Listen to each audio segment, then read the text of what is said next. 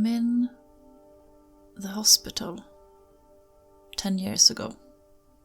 The doctor just told me that the reason that I've been alive is not coming back, and that I'm alone. And then they came. Richard, Francis. Suddenly they were what filled me with purpose, what filled me with life, what filled me with a feeling that maybe I had a reason to still go on. But now, for the first time in 10 years, I actually care about myself. Because, fuck, it's good to be alive. This is Red Moon Role-Playing. She's lifeless in the middle of the cell, caressing a skeleton. Its skin heavy, dry, flakes by her hand. Then she is also still. For a moment there is quiet and heavy breathing. A stink of blood, piss and smoke from somewhere. Only Rudy's wet whispers, as it's being held down by Bodanov in the corner, can be heard. Nej, nej, nej. Nej, min dotter, nej. There's a thud from above. Something falling. From somewhere the smell of fire brings life into your limbs, Francis. Suddenly 3 prisoners push their way past you out into the corridor, and the faint emergency light rushing past you, running like hell. 2 of the prisoners jump on Gabriel's lifeless body, ripping the keyring, trying to make it out through the door. Francis, one of them bumps into you, another shoves you to the side. You see the keys glinting in the darkness as one of them runs away. They're screaming, "Let's get the hell out of here!" I allow these individuals to go past. I don't care what happens to them. I want to know what's going on in the cell. I've been unable to see, really, in this red light. It's all been rather hectic. But I can tell that the conflict is over, so I move forward with my pipe ready, looking for the being. There, in the middle of the cell. This strange yin-yang of 2 bodies, lying there like lovers. One of them desiccated. Gabriel, her screws uniform torn in places, looks out of it, unconscious. Somewhere in a corner you can see Rudy being held down by 4 people. Bodanov has a shiv, constantly shivving into his neck, going deeper, deeper, like it's trying to go for the bone. Rudy himself just looks at Gabriel. Looks like he's crying. I give Paul a bit of a look, and then I just move very quickly over to Alice and the being, and I don't know what's happening to her, but the being itself. I raise my pipe, but does it even seem as if there is anything to drive the pipe into anymore? Is there any point in driving the pipe through its heart? The stab becomes a poke. It's bones. Rotted rags. Skin peeling off, the cranium itself somehow wrong, too long. Distended, strange lower jaw. Malformed.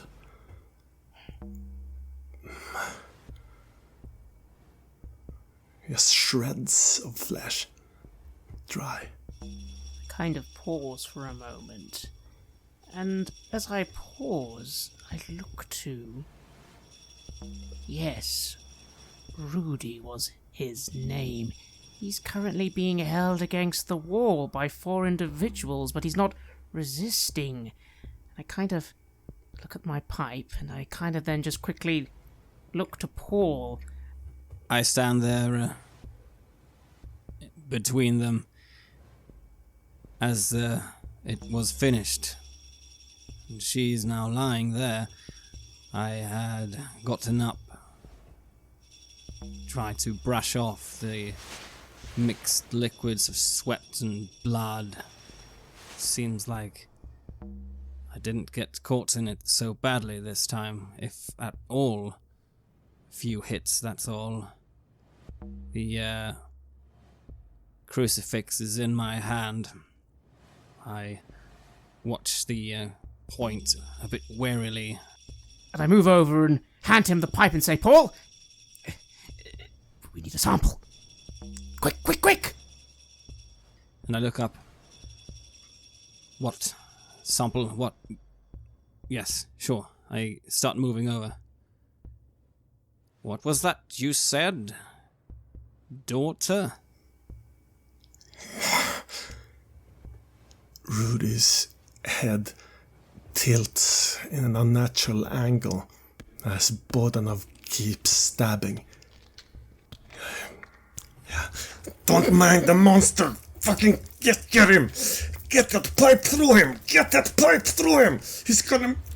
And you see he is trying to resist. The 4 are just holding him as hard as they can, and he's weak, out of blood.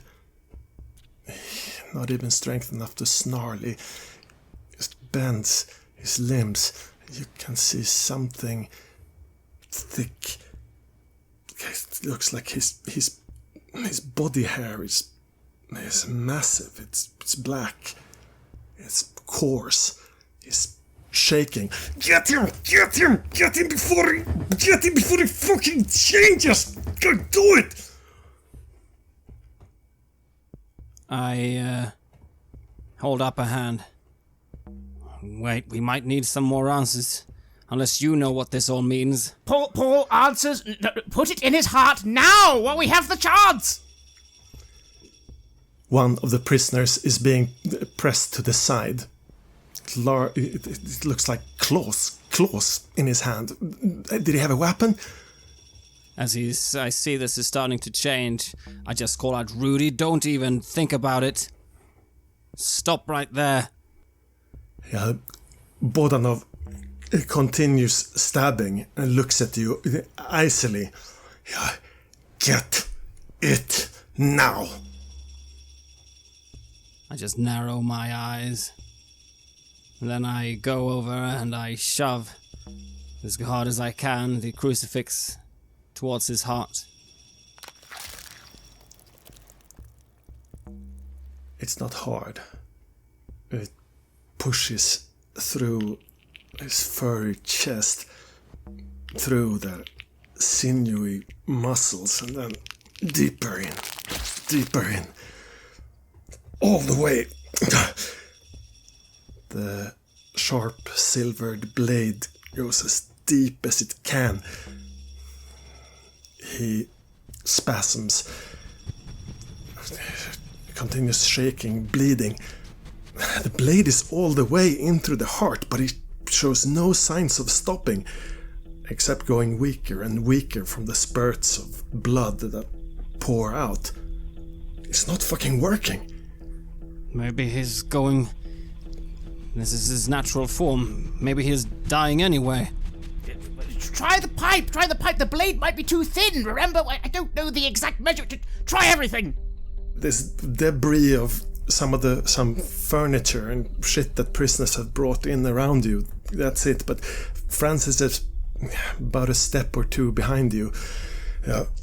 Rudy makes a wet, weird sound and starts hunching over. One of the prisoners, unable to hold him down anymore, thrown to the floor. I just step back. If we are too late, I do not want to be anywhere near what might happen next. So I'll just quickly step back and look down at Ellis, and It seems completely pointless, but I suppose I'll check for a sign of life. I'll reach for the steel pipe in Francis' hand to try and just give him a whack over the head. Bodanov shouts and holds the head up as much as cut the head off! Cut the fucking head! And you swing. Strength and melee. Yes. Also, 2 extra dice for the people holding him. And I'll add an extra for my batting specialism. Yeah. I swing and I feel like nothing happens. It's like just hitting something dead that is still moving, and I try to muster even more strength, whatever I have left. I try to think of my purpose here. This is the thing that infected Gabrielle. This is the thing that made her whatever she is now. 5 successes. There's a thud, then a crack. One of the prisoners screams and stops as claws rip through its stomach. Rudy whirls around, preparing for a leap, and then stumbling.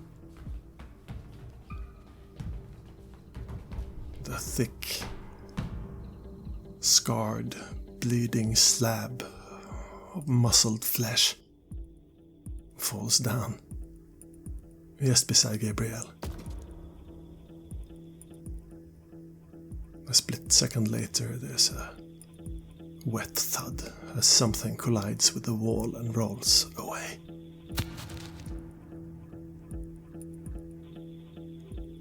The blank is gone. Shaking, twitching twice, then still. Hair falling away like ashes. The tan skin quickly growing deathly pale.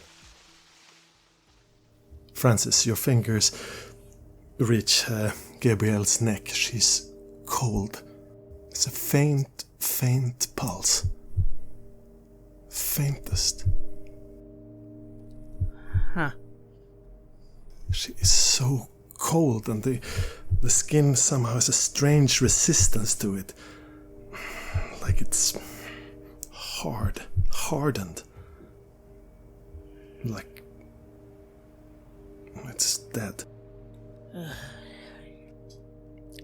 Look around the room, covered in blood, I imagine, but it's probably not going to be enough. You probably need some sustenance. I don't know where to get it from, and then I get distracted because I see the being beginning to decompose, and I don't understand.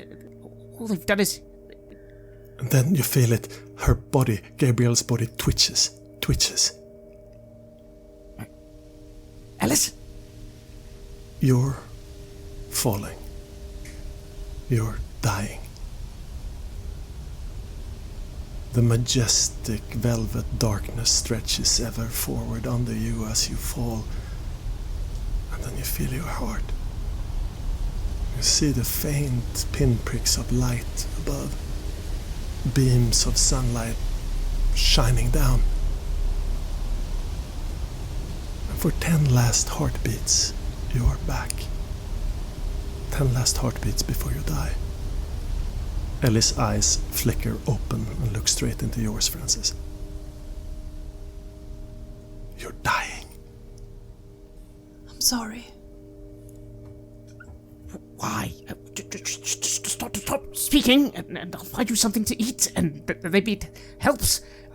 So strong. The blood was so strong, Francis. It's amazing. It's life. There was something special about that blood, I think.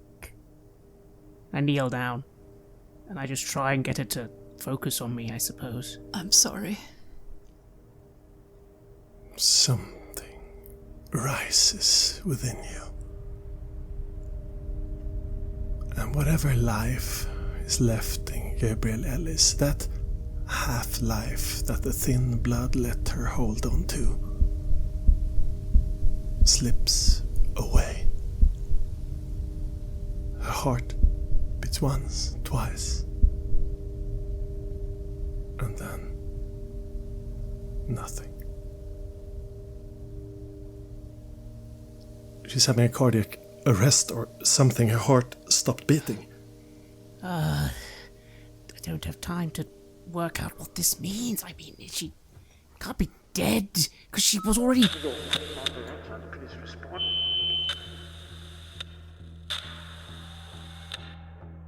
Come in, it was Coda 16 to RH19.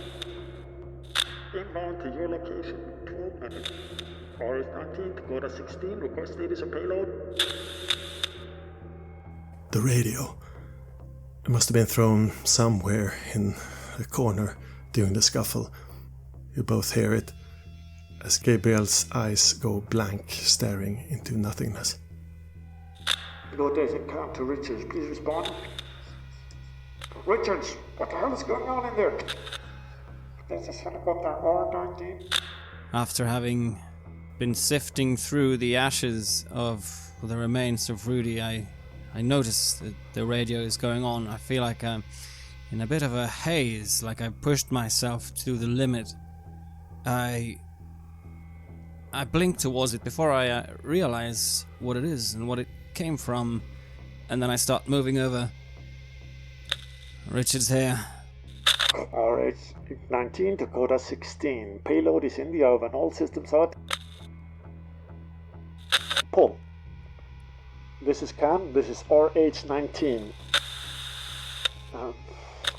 Status. Target is down and destroyed. Affirm. Primary systems is eliminated. Good. Is any of them still around? Any of them? I look over again at the remains of Rudy. It seems like there's no more black dog. Only remains and ashes.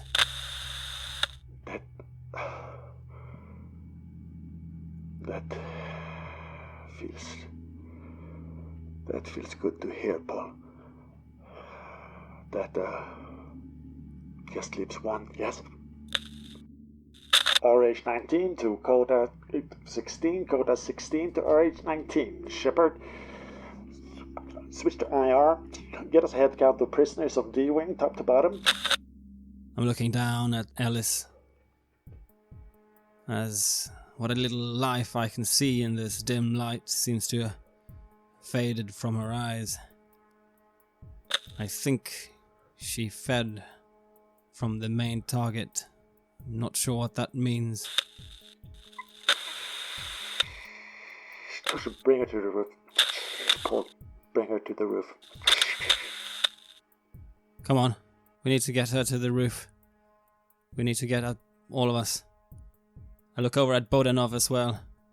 Can you give me a shoulder? Bodanov stands with his hand and head leaned against the wall, breathing heavily, mumbling. All right.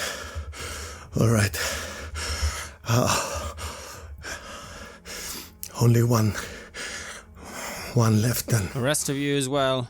Let's get to the roof. I look over, I see the person who has stopped twitching on the floor. His guts ripped out by Rudy. Come on, we can't stay here. And I nod to Francis as well. I step away from Ellis, but this doesn't make any sense. I think to myself, I go over to Rudy's corpse. He's truly just become ash? No, not ash. He's fucking mess. Rot. Stink. It's like... fuck, it's like he's desiccated. There's still some liquid, maybe years. Maybe, fuck, in the right place, this could be a year-old corpse. It's like it's sunken down, strangely distended. It's not quite ash. Oh. And then in comparison, the other figure. The other one is ancient. Looks like it's been in the ground for 100 years. Dried. There's nothing there. Absolutely fascinating. I hold up a hand and say, "No, Richard, you're wrong. This one as well. Get some... tear off something off your jackets and don't touch it too much, but take that body as well." Bodanov raises an eyebrow and gets up. You're sure? I say burn it all. Take it as well. I don't think there's anything from the true parlor. Whatever we can learn from it. I shrug. Could help in the fight. Yes. You will come to know the hunt as I have, but until that day, take your sack of rotting meat and see what your science can tell you about what science can tell nothing about. In the meanwhile, he gets down and gets a lighter and lights some scrap paper and plastic on the floor. We make sure this at least is gone. He spits at the skeleton. Certainly, and do be careful with the woman.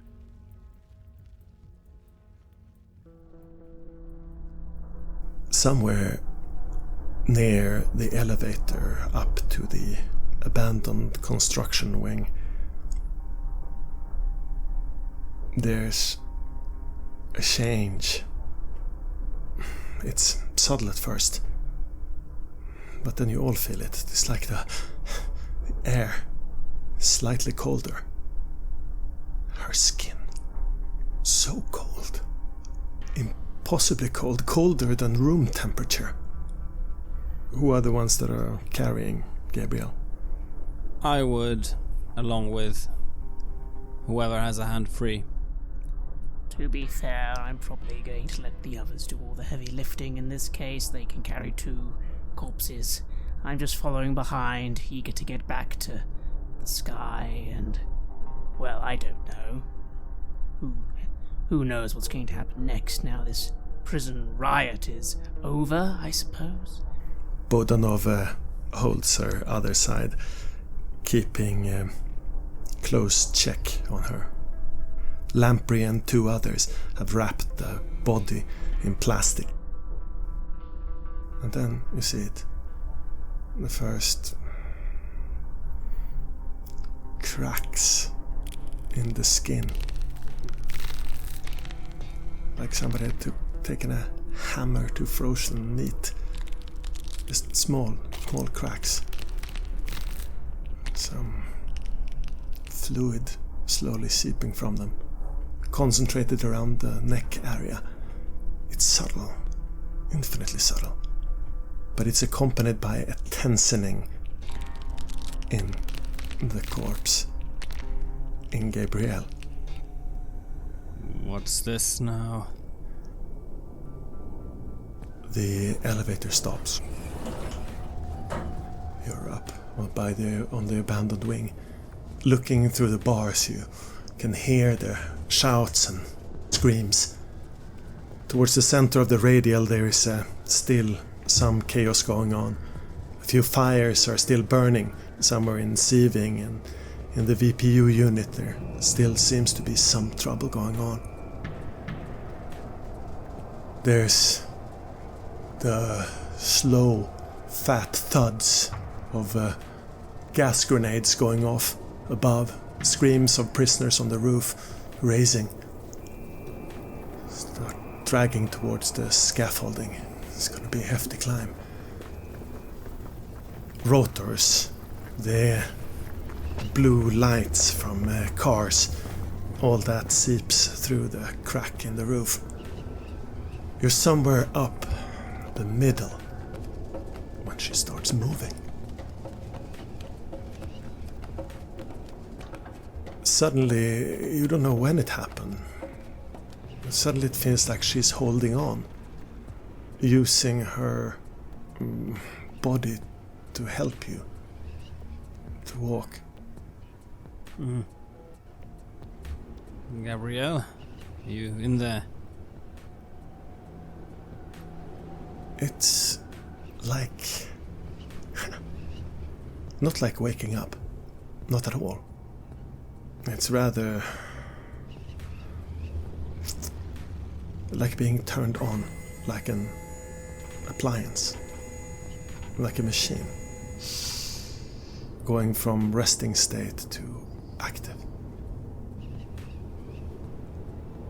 Active. Hungry. The consciousness is not situated really in your head anymore. It feels like it's everywhere. Hungry. Awake. But it's you. It's you. It's still you. I open my eyes, trying to assess where I am. Am I being carried? Yeah, it's Paul. Paul on the right side. Large, tattooed, swarthy man with blood in his face. On your other side, Francis behind you. Somewhere where there's sky above. It's night. Flashing blue lights. Danger. Fire. Danger. Paul, let me down. I'm fine. Don't worry. We're just getting you out. I can walk myself. It's fine. You rest. Paul, let me down, please. Bodanov's grip tightens. He takes half a step back and holds on to you. You're not moving.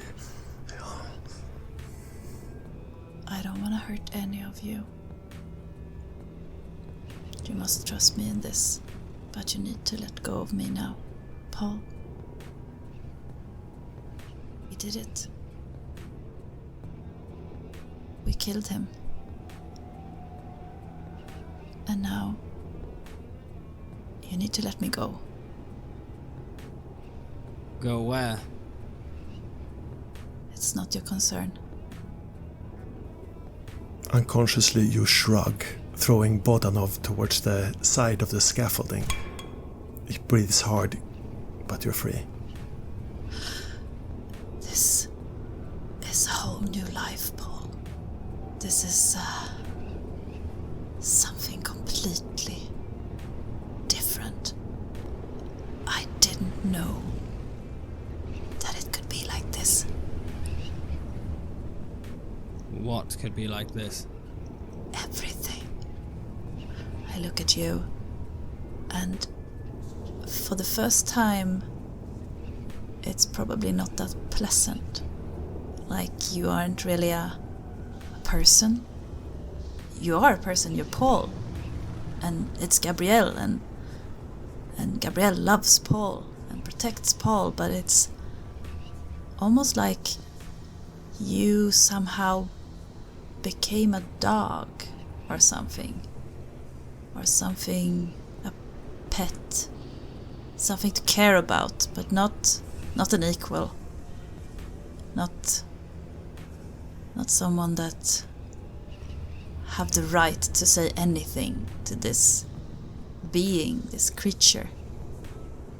It's still Gabrielle, but it's also really not. And I look at you and smiles lovingly. I smile back, but it's more of a polite smile. I say, come on, we just need to get to the roof. We need to be debriefed. Paul, I don't think I will do this with you anymore. I think I'm out of the team.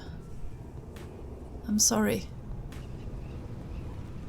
I think I need to go somewhere else. You see, Bodanov is behind her. He's grabbed a broken 4x4. Francis, you're also there.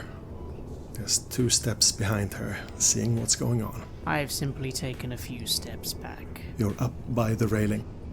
I go to the railing and I just hold on. There's a lot happening here, and I think I have some theories, and they're not good. I don't think we can stop her going now if she wants to. I kind of just say aloud, "Paul, don't try and stop her. I don't think we can, not in this state." Just tell me, Alice. Tell me what it is that you want to do now. What do you think is more important than us and the people that you used to be with? We used to be a bit of a family, if you remember. Yes. I look at you and then I look at Francis, and the same kind of feeling is there as well. It's love, it's caring, but it's not an equal feeling. It is someone looking at a cute little puppy. But it's genuine. And I go to you, Francis, and I take my hand on your shin. My cold, unnatural hand. And I say, "You were always the clever one, Francis. You will figure this out. I promise."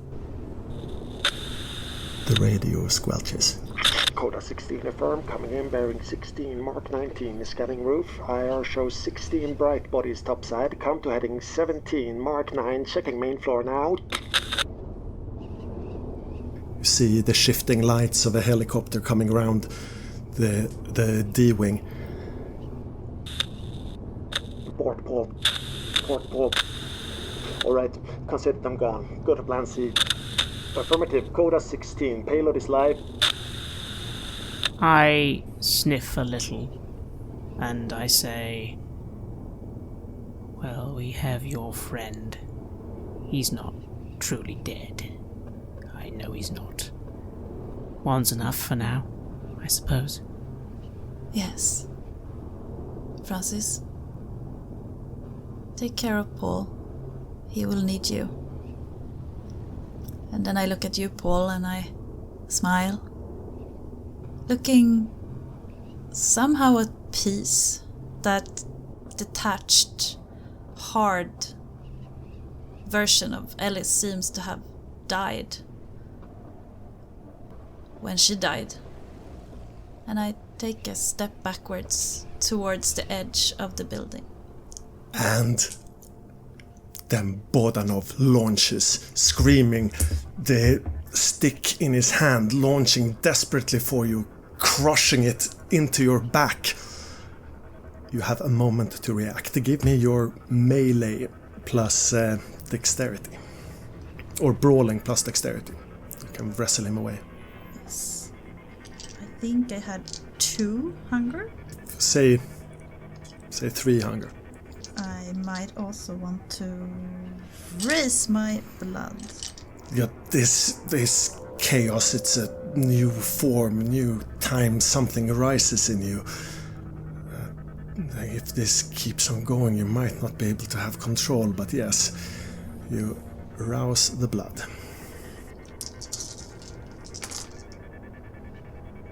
Four. With a sickening crunch, the plank slams into your back, yeah, driving deep, slamming you up against the side of the railing cracking, falling. You can barely hold on. Don't resist, Alice. I rush forwards to try and help keep her immobilized. She's going over the edge unless someone tries to hold her. She and Bodanov, they're going over the edge. I try and stop them. I try to grab a hold of them and keep them here. Francis, come on! I suppose I'll run forward and try and keep Bodanov up. Athletics plus strength. They're heavy. And there's momentum. An extra die for Francis' help. Alright. That is 3 successes. And my willpower is it's getting full. So if I do one more, what happens if I can't do the whole track, can I? You break. Yeah. You're drained. You're gone. You're done. You grab a hold of Bodanov's sweaty, slick muscles, but he's too heavy. They're going over, unless you are going with them. You need to let go. No! You see Gabrielle holding on to the stick around her, turning over in the air, tearing Bodanov down with her, crashing level after level, down. I try and grab Paul, noticing him about to go over. Coda 16 affirmed. Keep going, Coda. Look for any blank readings. Focus first on landing basement floor. Coda 16, make another run. Setting sensitivity to max. Inject. Paul! Come on! Richards, for fuck's sake! Pick up! I take up the radio as I hold on to Francis and feel the brisk air in my hair. They went down just beside the hole, just down by the roof, by the side of where we went down into the abandoned wing. Coda 16, get a lock on black, cold black, center. Get off the roof before the place goes up in flames. Go! This is emergency services. We have no visible fires near D-Wing. What are you talking about there in 16? Expecting gas flare-up in Wing D. Get on incoming rescue services. I'll read you loud and clear. Fire expected. Payload is hot. Ready on your mark. It's getting dark and I can't see very well what's going on down there. I just turn to Francis and then the other prisoners that are still left on the roof. I say, come on! Everybody get off the roof! Now! 3 of the prisoners are with you still. Up top. 3, 4, 5 rungs of the ladder up. One last glance down into the darkness. Did something stir down there? Up on the roof, it's a flashing inferno of police lights reflected against the buildings. Fire still raging somewhere on the wing. Smoke everywhere. Tear gas stings in your eyes. There's almost no prisoners left on the roof. Most of them having been driven away by the gas. You see below you the police cordon, like a pearl chain of lights around Armley. But you are mostly hidden by the tear gas smoke. 2 choppers, police models, one of them black, one in emergency yellow and bright orange colors, swirling around. Side of the door open. Shepherd leaning out with some sort of bundle in his hand. The chopper comes searing overhead as you duck on the side of the roof, and you see him dropping something straight down into the hole where you came from. It skids a bit over the roof and then falls into the darkness. The other chopper comes in hot towards the roof. Kitwara gestures with a light stick towards the side of the building, and the chopper goes swirling, hovering about 1.5 meters above the roof. It's about 20 feet away from where you are. You're almost torn off the roof by the flapping and wind. They're gushing everywhere. Payload delivered. As I see them there, hovering. Is she signaling for extraction? She's waving. What are you waiting for? Returns. Ward, get on the fucking chopper. We're being flown out. I look at you a bit incredulously. I'll take a gift horse in the mouth, but make sure the sample comes with us. I go to the people, hopefully still holding that corpse, and just say, just give it to me, give it to me. Hurry! And suddenly you're torn off your feet, just lying flat. as you feel the heat rising up from D-Wing behind you. As a major yield, a high explosive device with the incendiary extra packages goes off on the lower part of D-Wing, blowing the Gothic windows out, demolishing the bars, crashing down the bottom floor, compressing the old solitary wing, smashing the bones of the one who was hung thrice to dust. You barely make it over. Kitwara's face in the chopper. She tears you up the last piece over the pontoons, clumsily slagging in the heat, the fire, the smoke. Bodanov. Did he make it? Anyone? The fire rages out of control as a dozen fire trucks come streaming from another side of the cordon. First spouts of water cannons thrown at the raging military-grade fire. The chopper swirls upwards.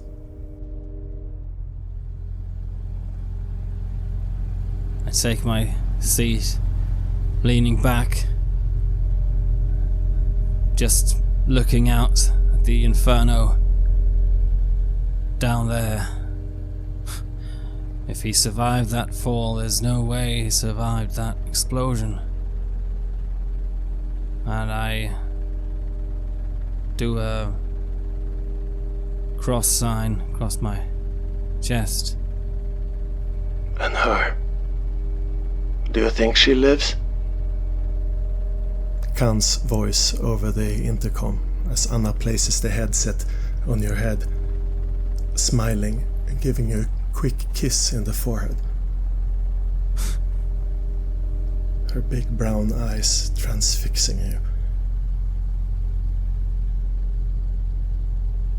I feel a tingle go down my spine. It's been so long since any kind of loving contact like that, and anyone looking at me in this way, that it almost takes my attention. I just mumble out, well, you certainly gave them hell. Don't know about her. I look about in confusion. 1 minute I was on the roof, and then I assume I've been grabbed, and now I'm on the chopper, and I'm just looking around. Paul's here, and Kitwara, wonderful, but what about the prisoners with Rudy? Where are they? Where's his body? You see the other chopper, Coda 16, comes following up behind you. It seems to be carrying 2 extra cargo packages on the sides of the sleds. The prison burns. A huge pillar of black smoke like a fist towards the starlit sky. I lean back a little, overcome with fatigue now, and I just look at Paul, and then I just mutter to Kitwara, just make sure the package, secure that package. It's dangerous. Secure the package. Just do it. Yeah, she's on it in a millisecond, touching the side of her headset, going, secure pickup package, extra hot, yep, grade blank blank. Yeah, you got it, Shepard. In air. Paul. Francis. Khan turns around. His stern face scarred. One eye white. The tissue damage is still massive on the side of his head where you shot him. He looks straight at you with his one good eye. A small little smile plays on his full lips, and he twirls his mustaches a little bit.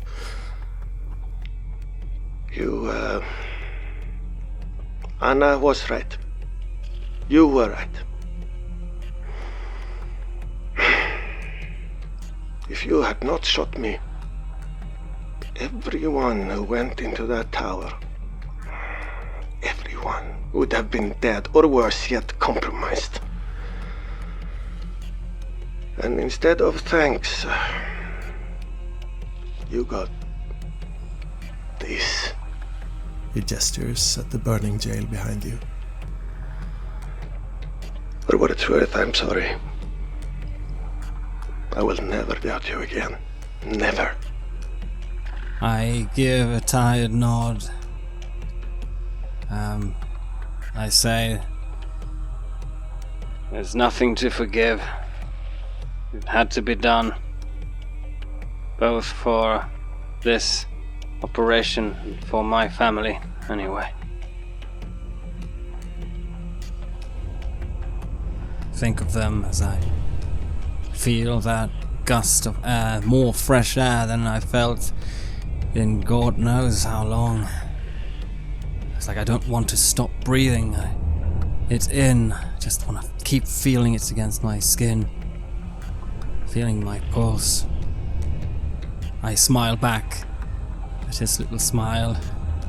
And then suddenly I give out a ha! And I just clap Francis on the back and kind of ruffle your hair. Oh. I wince a little, tired and hot and my mind all over the place, and I just say, "You find something about this amusing, do you, Richard?" Yeah.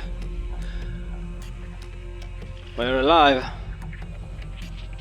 And still have something about us. Something in there. I say, and I give a small poke at your head. I believe you even made some research progressions. Huh. I give Khan a bit of an eye. Research. Scribblings of a madman they may as well have been, but maybe we can talk about that over our sample later. We are alive. No thanks to the prison system. No. Khan says. Thanks to you. Thanks to each other. That's why you're alive. And that's how we'll beat them.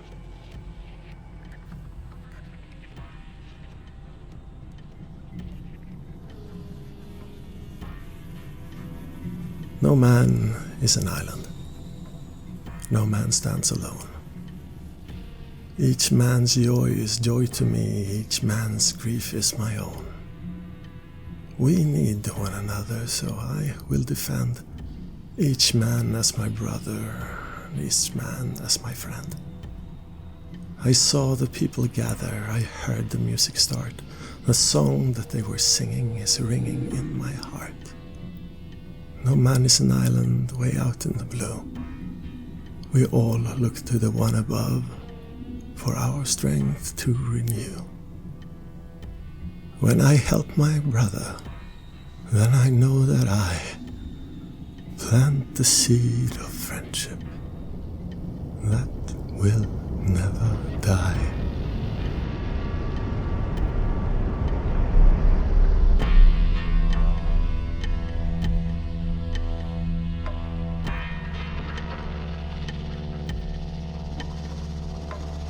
You have listened to an episode of Red Moon Roleplaying, where we played the third season of the chronicle No Man is an Island for Vampire the Masquerade 5th edition.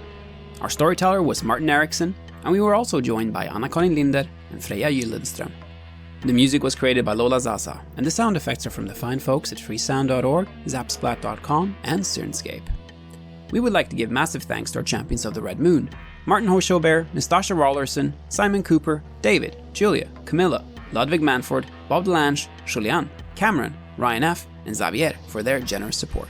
And we would of course also like to thank all of our other patrons: Without your support, the show would not be possible. If you want to support our work, please check it out on Patreon. You can get access to bonus campaigns for Cult Divinity Lost and Coriolis there, as well as get early and raw access to all of our recordings. You can also hear your name read on the show as a champion of the Red Moon, as well as play Cult with us. Most importantly, that support is what keeps the show going, so do check us out there. And remember, death is not the end.